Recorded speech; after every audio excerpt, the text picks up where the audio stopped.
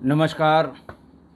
आज मैं फिर आपके सामने क्राइम की एक और घटना लेकर उपस्थित हुआ हूं,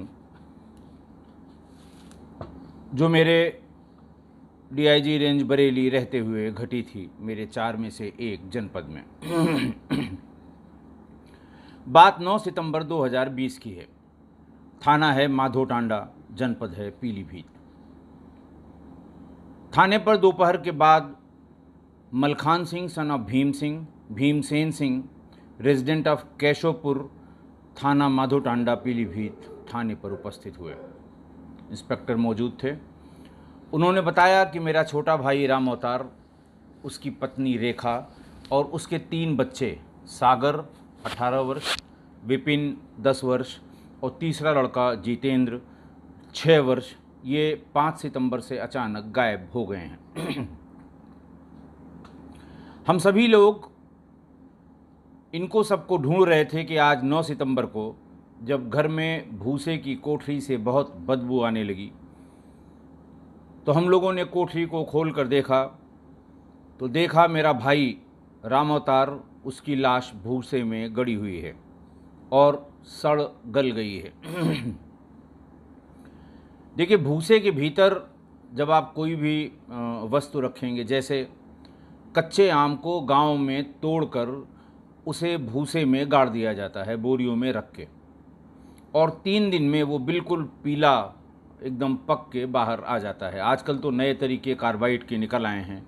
जो प्रोफेशनल मैंगो ग्रोवर्स हैं, वो अपने पेड़ों से कच्चे आम या बहुत कच्चे आम तोड़कर और उसमें नीचे कार्बाइड रख के उसे ढक देते हैं और वो 2 दिन में पक के तैयार हो जाता है। लेकिन कार्बाइड से पकाया हुआ फल, कोई भी फल जिसको पकाया जाना है, जब उसको कार्बाइड के सहारे छोड़ा जाता है तो वो जल्दी तो पक जाता है, लेकिन कार्बाइड बहुत सेहत के लिए बहुत अच्छा नहीं होता। लेकिन खाने वाले को ये डिफ्रेंशिएट करना मुश्किल होता है कि वो कार्बाइड से पका हुआ है या नेचुरल पका हुआ है। वैसे तो पका फल जो पेड़ पर पका हुआ हो सही सही, वही सबसे स्वास्थ्यवर्धक या असली टेस्ट या जो जो उसका गुण है, उसका पता जीभ को तभी लगता है जब वो असली पका हुआ पेड़ पर हो।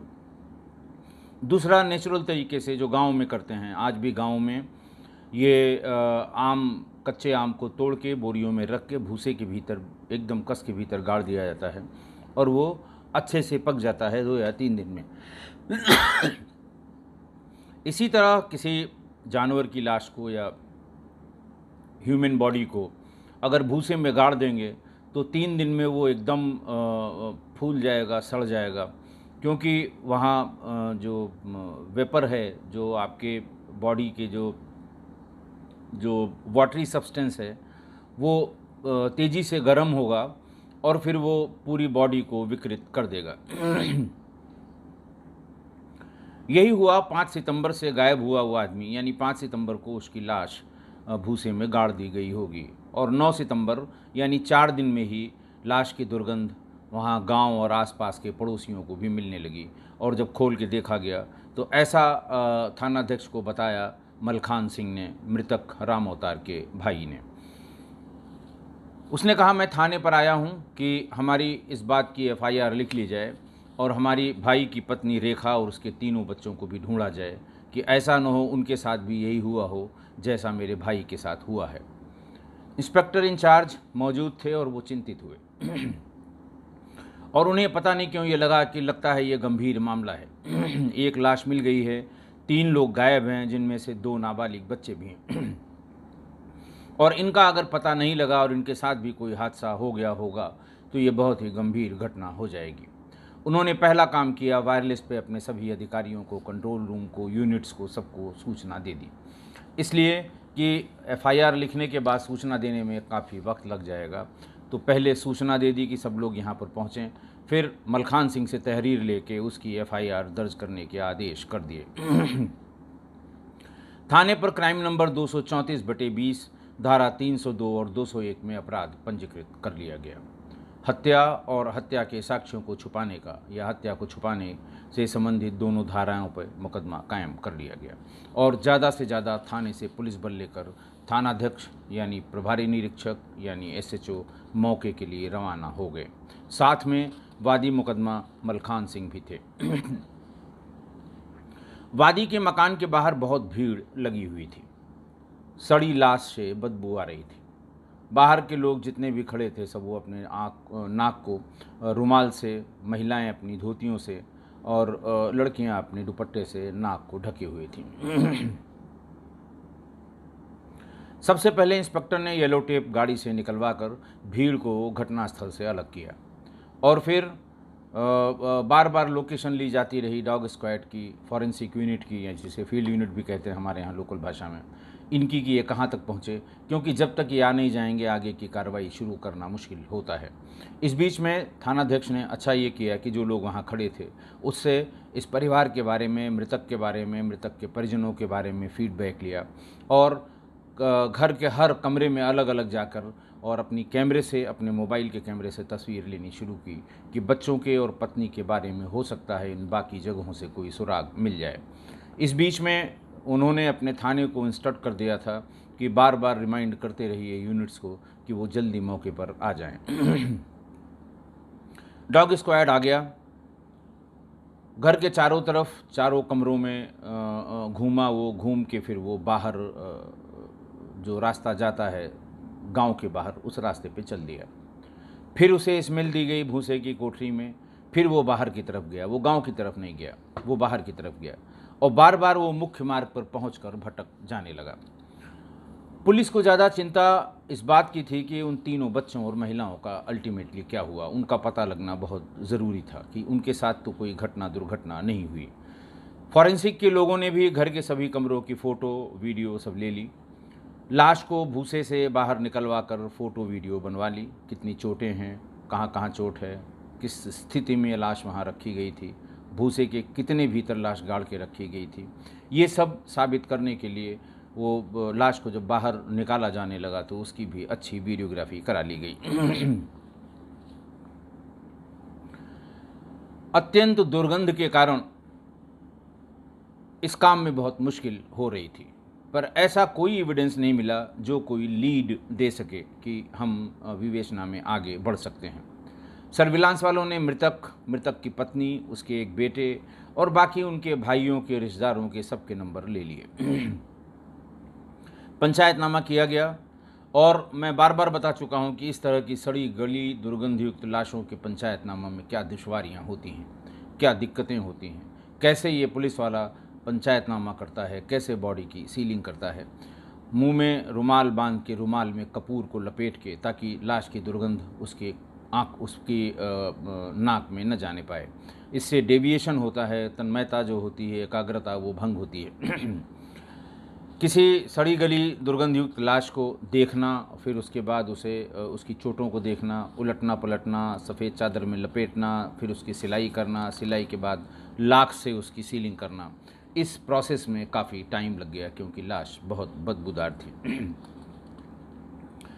फिर उसको वहाँ से हेडक्वार्टर में चीड़घर में एक ट्रैक्टर में रख कर भिजवा दिया गया, जो पीलीभीत का डिस्ट्रिक्ट हेडक्वार्टर है, जहाँ पर चीड़घर यानी पोस्टमार्टम हाउस है। सर्विलांस वालों ने अपना काम शुरू कर दिया और परिवार के सभी मोबाइल नंबर्स की CDR मंगाकर उसको खंगालने का काम शुरू किया। तब तक अगले दिन ही 10, साढ़े 10, 11 बजे तक पत्नी और तीनों बच्चे अपने घर को वापस आ गए। इसी बीच लाश का पोस्टमार्टम भी हो गया। पोस्टमार्टम रिपोर्ट में बहुत स्पष्ट था, cause of death due to shock and haemorrhage as a result of antemortem injuries caused by sharp edged sharp edged object, यानी धारदार वस्तु से आई चोटों के कारण सदमे और अत्यधिक रक्तस्राव से मृत्यु का होना पाया गया। पोस्टमार्टम के बाद बॉडी मृतक के भाई को दे दी गई और उसका अंतिम संस्कार अगले दिन गांव ले जाकर कर दिया गया। आप जानते हैं कि जब तक अंतिम संस्कार हो नहीं जाता, पुलिस विवेचना का काम शुरू करने में खासकर परिजनों से, घर वालों से, गांव में आसपास पूछताछ का काम नहीं करती। दूर अगर कोई एविडेंस है उनके पास दूसरे गांव का, दूसरे लोगों का, तो उनसे तो बातचीत करती है, लेकिन थोड़ा सा ये अमानवीय, असामाजिक माना जाता है कि अभी लाश घर में है और पुलिस पूछताछ शुरू कर चुकी है। अगर किसी पे शक है तो उसको सादे वस्त्रों में लगाकर कवर अप ऑपरेशन कराते हैं कि उसकी गतिविधियों पे नज़र रखी जा सके। अंतिम संस्कार के बाद चूंकि उसकी पत्नी और तीनों बच्चे तुरंत ही घर वापस आए थे, उन्हें महिला कांस्टेबल और सब इंस्पेक्टर के सहारे थाने पर बुलवा लिया गया। उनसे पूछताछ शुरू की गई। सब ने बताया कि उस दिन रोज की तरह मृतक बहुत शराब पीकर घर आया और वैसे तो वो हर दिन पीकर आता था और आने के बाद पत्नी को मारना, पीटना, गाली गलौज करना, ये सब काम करता था। पड़ोसी कभी कभी हस्तक्षेप करते थे, लेकिन पड़ोसियों को भी अब लगने लगा कि ये रूटीन का काम हो गया है, कितना हस्तक्षेप हम करेंगे, कितना समझाएंगे। और उस दिन आते ही उसको 6 वर्ष का जो उसका बेटा जितेंद्र था, उसने कुछ कह दिया, कुछ भी कहा, जो भी कहा, और ऐसा कुछ कह दिया कि वो एकदम तैश में आ गया। उसने 6 वर्ष के उस बच्चे को पैर से पकड़ा और पूरे दम से उसको ज़मीन पर दे मारा। ये देखकर उसकी पत्नी, मतलब बच्चे की माँ, दोनों भाई ये बिलख गए, वहाँ से भागे। पत्नी ने उसको अपने पति को यानी रामावतार को ढकेल दिया और बच्चे को गोद में उठा के कमरे के भीतर भागी। पत्नी ने बताया कि जब पति का ये रवैया देखा कि इस बार तो बच्चा बच गया, अगर ज़्यादा उसको कहीं हार्ड ऑब्जेक्ट से उसको चोट लगती तो हो सकता है बच्चा भी हमारा ख़त्म हो जाता। इस डर से मैं अपने तीनों बच्चों को लेके वहाँ से भाग गई और मैं वहाँ से अपने मामा के घर चली गई। उसके बाद वो बार बार फ़ोन मिलाकर तंग कर रहा था, इसलिए हम लोगों ने मोबाइल फ़ोन भी ऑफ़ कर दिए। ये उसकी पत्नी का बयान था। आज जब फ़ोन खोला तो गांव से किसी ने बताया कि उसको किसी ने मारकर भूसे में गाड़ दिया है। हम लोग भागकर चले आए।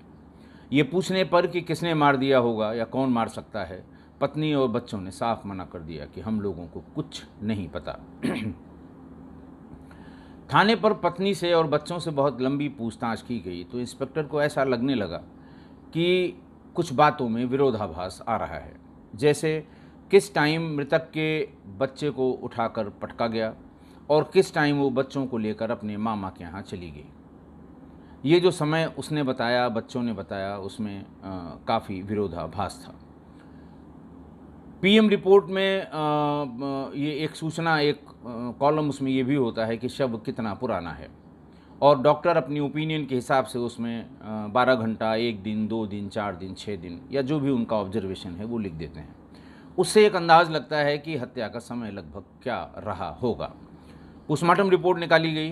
पोस्टमार्टम रिपोर्ट के हिसाब से जो हत्या का समय था और मोबाइल की लोकेशन पूरे परिवार की और मृतक की जो थी, उसके टाइम गैप में बहुत अंतर आ रहा था। यानी जो पोस्टमार्टम में लिखा हुआ था समय और मोबाइल की लोकेशन थी, वो तो एक आ रही थी, एकदम ऑलमोस्ट बराबर आ रही थी, लेकिन पत्नी और बच्चों ने जो टाइम बताया था वो उसमें बड़ा डिफरेंस था। पत्नी और बच्चे उसकी अनुमानित मृत्यु के बाद घर से गए या पहले चले गए, ये कहना मुश्किल हो रहा था। पत्नी और बच्चों का बयान था कि वो झगड़े के तुरंत बाद चले गए और किसने मारा उन्हें पता नहीं। मोबाइल की लोकेशन और पोस्टमार्टम रिपोर्ट ऐसा बता रही थी कि जब वो मर गया, जिस टाइम वो मरा होगा, ये अंदाज से जो मानना था, उसके बाद पत्नी और बच्चे घर से गए हैं। दोनों में बड़ा अंतर था। एसएचओ ने डॉग हैंडलर से बात की और उससे कहा कि घर से बाहर जाने वाले रास्ते पर वो जाकर भटक रहा था, यानी घर वाले ही घटना से पहले या घटना के बाद घर से बाहर गए। एक सिचुएशन ये भी हो सकती है कि घटना की थोड़ी देर पहले ही ये घर वाले कहीं बाहर से भीतर आए हों, तभी ये डॉग बार बार मुख्य मार्ग तक जाकर भटक रहा था। डॉग हैंडलर ने बताया कि मूवमेंट टू एंड फ्रो नहीं हुआ, यानी आना जाना नहीं हुआ, सिर्फ जाना ही जाना हुआ। क्योंकि अगर टू एंड फ्रो मोशन हुआ होता, कोई उधर से आया होता, तो डॉग जो है वो मुख्य मार्ग से ऑब्जेक्ट के पास भी ज़रूर आता, लेकिन वो हर बार ऑब्जेक्ट के स्मेल लेने के बाद मेन रोड तक जा रहा था। यानी जो कोई भी हत्यारा है या जो कोई भी अपराधी है जिस किसी ने इसको मारा है, वो घर से बाहर की तरफ निकला है, वो बाहर से घर को नहीं आया है। फिर भी हैंडलर ने कहा कि अगर कमरा तब से बंद हो, सीन ऑफ क्राइम प्रिजर्व्ड हो, तो सभी लोगों को इकट्ठा करवा लीजिए, सबकी परेड करा लेते हैं, और अगर घर में से कोई गया होगा तो वो पता लग जाएगा। इंस्पेक्टर ने बताया कि हाँ, तभी से उस कमरे में कुंडी लगा दी थी, 2 सिपाहियों की वहाँ ड्यूटी भी लगी हुई थी, ताकि कुछ कानाफूसी हो, गांव में कुछ बात पता लगे तो हम आगे बढ़ सकें इस विवेचना में, इसलिए प्रिजर्व ही होगा। अगले दिन इंस्पेक्टर स्वयं गए। वहाँ पर उन्होंने भाई, उसका परिवार, मृतक, उसका परिवार और मिक्सिंग करने के लिए 5-7 पड़ोसियों को भी इकट्ठा कर लिया। कुल 15-20 लोग वहाँ पर इकट्ठा करके घर के बाहर खड़े किए गए। डॉग हैंडलर डॉग लेकर, मतलब डॉग स्क्वाड आ गया और परेड कराई गई। परेड कोई ऐसा नहीं कि लेफ़्ट राइट की परेड कराई गई हो। डॉग को भीतर ले गए, घटना स्थल की स्मेल बार बार कई कई जगह पर कराई गई, और फिर वहाँ से उसको जानने दिया गया कि वो इस स्मेल को लेकर कहाँ कहाँ जाता है। बाहर निकलकर उसने पहले ही अटेम्प्ट में मृतक के बड़े लड़के सागर को पकड़ लिया। फिर दोबारा स्मेल कराई गई, फिर दोबारा पकड़ लिया। 5-6 बार जब इस प्रोसेस को रिपीट किया गया तो सिर्फ एक बार वो उसकी पत्नी की तरफ गया, भौंका, लेकिन हर बार वो सागर के पास ही जाकर खड़ा हुआ या उसको पकड़ने की कोशिश की। डॉग हैंडलर ने इसका इंटरप्रिटेशन बताया कि साहब, पूछताछ आपको करनी होगी, कहीं न कहीं से ये बेटा और इसकी पत्नी ये या तो घटना को जानते हैं या घटना स्थल पर मौजूद रहे हैं या इनके द्वारा घटना की गई है। जब ये बात इंटरप्रेट करके डॉग हैंडलर ने बताई तो इंस्पेक्टर ने फ़ौरन पत्नी रेखा और उसके बेटे सागर को, जो 18-19 साल का था, उसको थाने पर ले गए। पूछताछ की गई। बेटे सागर ने थोड़ी मशक्क़त के बाद सारी बात बता दी। उसने बताया कि शराब पीने के बाद मेरे पिता हिंसक हो जाते थे, और सवेरे होते ही जब उनका नशा उतर जाता था तो वो सबसे बहुत प्यार से बात करते थे। कभी कभी बीच वाला भाई जो 10 साल का था वो पूछता भी था कि रात में आपने, शाम को आपने ये किया, वो किया, ऐसा किया, वैसा किया, क्यों किया? तो मेरे पिता कह देते थे कि मुझे याद नहीं है, मैं नशे में था, मुझे कुछ याद नहीं है। सही बात क्या थी तो वही जानेंगे, लेकिन हमेशा वो कह देते थे कि मुझे बात याद नहीं है। उस दिन जब वो नशे में आए तो उन्होंने छोटे वाले भाई ने, जितेंद्र ने, जो 6 साल का था, उसने कुछ कह दिया, उसको दौड़ा के पकड़ा, वो गिर गया। दोनों पैर पकड़कर उसे ज़मीन पर पटक दिया। वो बहुत ज़ोर से चिल्लाया। मैं, मेरा बीच वाला भाई और मेरी माँ, सब लोग भाग के आए। उसे फिर वो उठा रहे थे। इसी बीच में माँ ने पिताजी को ज़ोर से धक्का दिया, वो गिर गए और उसकी पकड़ से मेरा भाई छूट गया। भाई को गोद में उठा के मेरी माँ कमरे की तरफ भागी।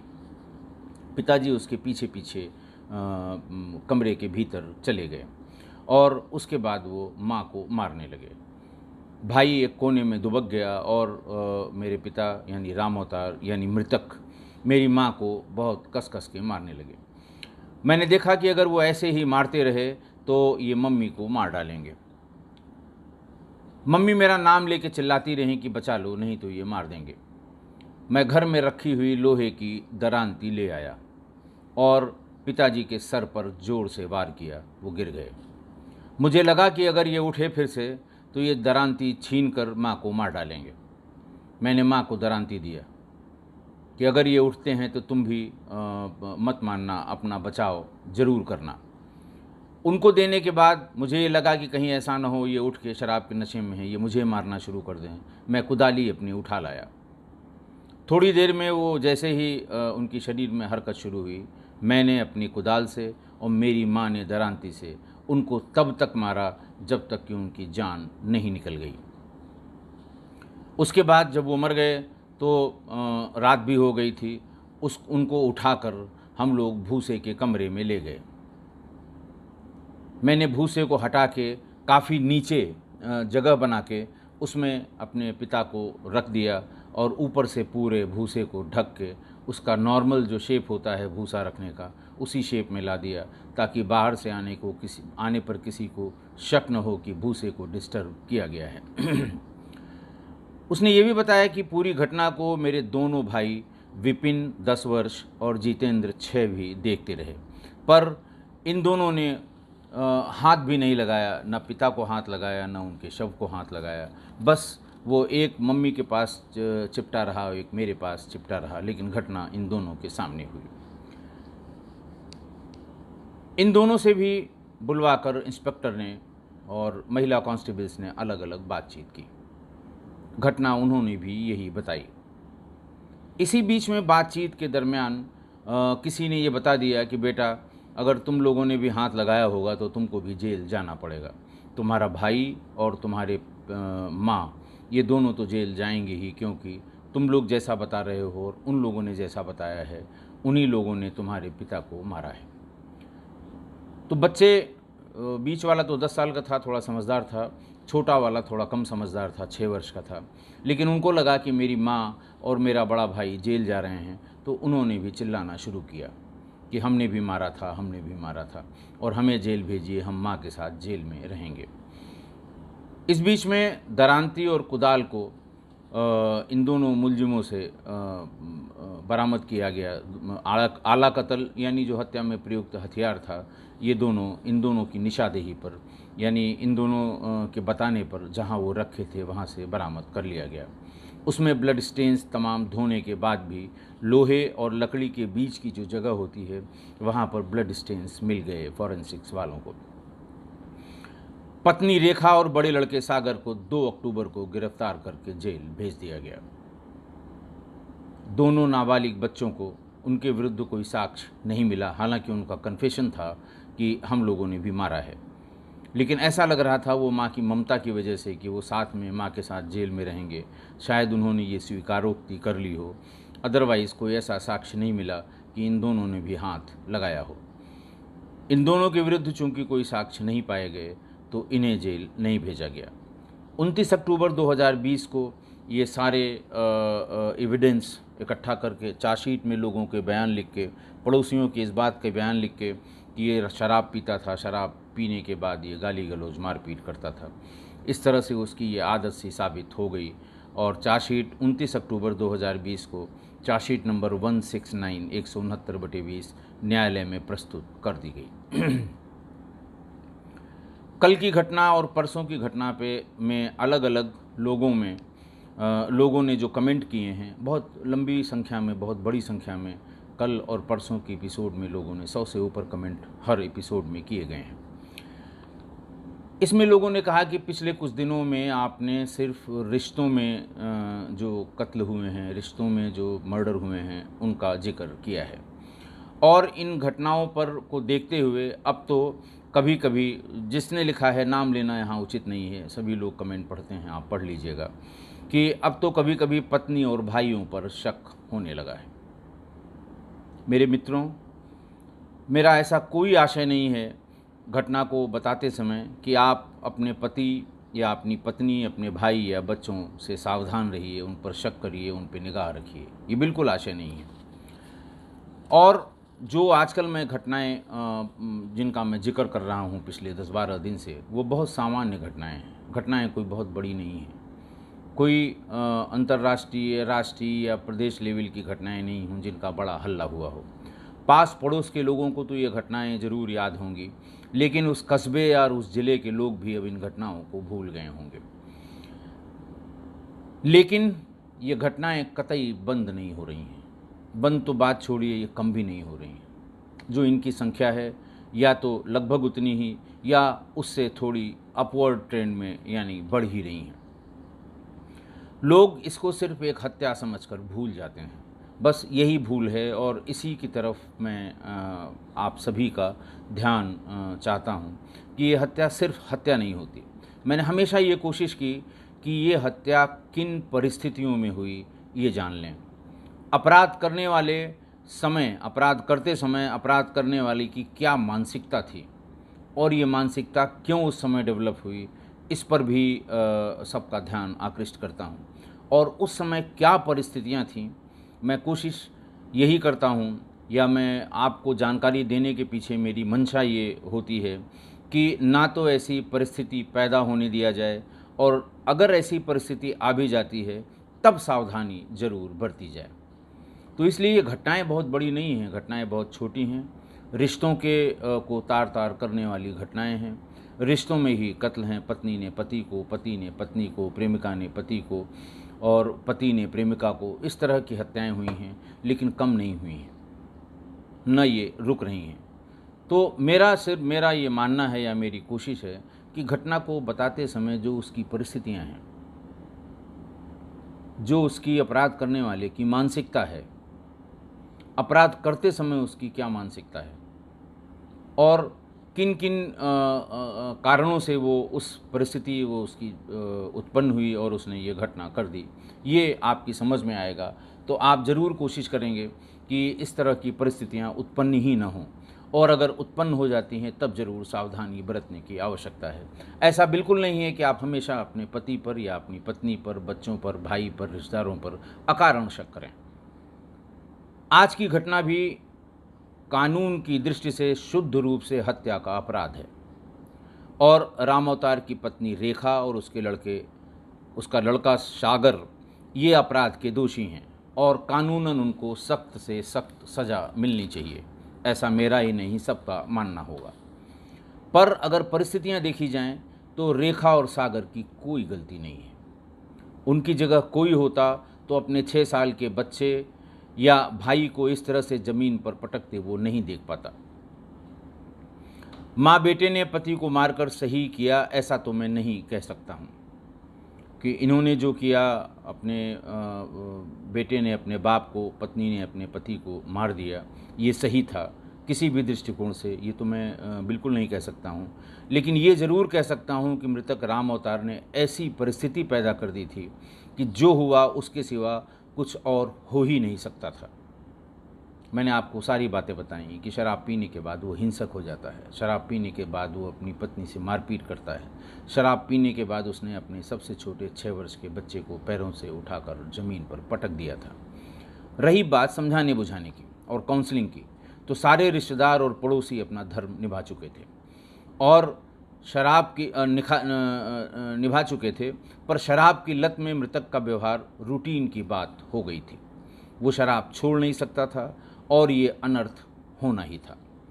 कानूनन इस क्राइम में जो अपराधी हैं वो तो हैं ही, पर समाज कभी माँ बेटे को अपराधी मानने को तैयार नहीं है। आज भी वहाँ का समाज, वहाँ के लोग, आस पड़ोस के लोग माँ बेटे को अपराधी मानने को तैयार नहीं हैं।